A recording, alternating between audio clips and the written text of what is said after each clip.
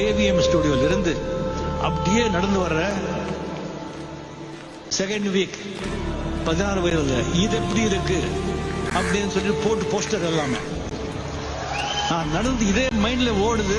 அந்த பஸ்ல போறவங்க எல்லாம் இது எப்படி இருக்கு இது எப்படி இருக்குன்னு கேக்குறாங்க. என் மைண்ட்ல எல்லாம் என்ன ஓடுதுன்னா, இதே கோடம்பாக்கம் ரோட்ல ஃபாரின் வண்டி எடுத்துக்கிட்டு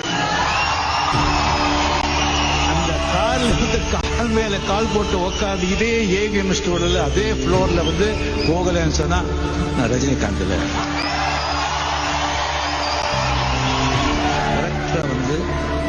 2.5 வருஷம் ஏவிஎம் செட்டியார்கள் வச்சிருந்த இட்டாலியன் ஃபியட் ஒன் டே 4.25 லட்சத்துக்கு வாங்கினேன். ஓகே கமான் விடுறா வண்டியா ஏவிஎம்.